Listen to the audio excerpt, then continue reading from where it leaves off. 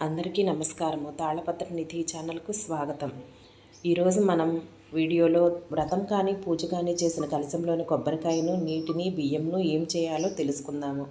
మనం ఏదైనా ప్రత్యేక సందర్భాలలో లేదా వరలక్ష్మి వ్రతం రోజు కానీ, సత్యనారాయణ స్వామి వ్రతం రోజు కానీ కలశాన్ని ఉంచుతాము.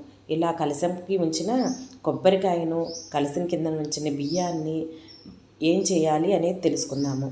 కొబ్బరికాయను కలశం కింద ఉంచిన బియ్యాన్ని కొంతమంది బ్రాహ్మణులకు దానం ఇస్తారు.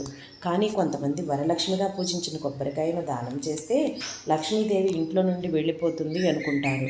అలాంటప్పుడు ఆ కొబ్బరికాయతో ఏదైనా తీపి పదార్థం తయారు చేసి నైవేద్యంగా తీసుకోవాలి. ఎట్టి పరిస్థితుల్లోనూ కొబ్బరికాయతో పచ్చడి లాంటివి చేయకూడదు. కేవలం తీపి పదార్థము అంటే కొబ్బరి సున్ని లేదా కొబ్బరి ఉండలు తయారు చేసి ప్రసాదంగా స్వీకరించాలి. కానీ కొబ్బరికాయతో తయారు చేసిన ప్రసాదాన్ని ఎంత తొందరగా స్వీకరిస్తే అంత మంచిది.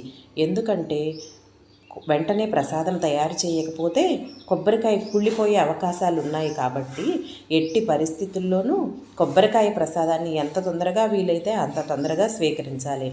అలాగే కలశం కింద పెట్టిన బియ్యంతో కూడా పరవాన్నం లాంటి తీపి పదార్థం తయారు చేసి ఇంట్లో ఉన్న సభ్యులందరూ ప్రసాదంగా స్వీకరించాలి.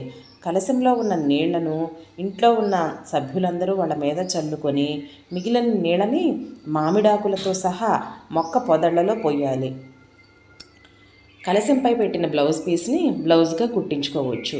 కలశంలో వేసిన నాణాన్ని దేవుడి మందిరంలో కానీ బీరువాలో కానీ భద్రపరచుకోవాలి. ఇలా నియమనిష్టలతో వరలక్ష్మి వ్రతాన్ని కానీ లేక ఏ పూజను ఆచరిస్తే లక్ష్మీ కటాక్షంతో పాటు లక్ష్మీనారాయణ అనుగ్రహం లభించి కుటుంబ సభ్యులు అష్టైశ్వర్యాలను పొందుతారు. ఈ వీడియో నచ్చితే లైక్ చేయండి, సబ్స్క్రైబ్ చేసుకోండి. ఇలాంటి మరిన్ని వీడియోస్ కోసం పక్కనే ఉన్న బెల్ ఐకాన్ను క్లిక్ చేయండి.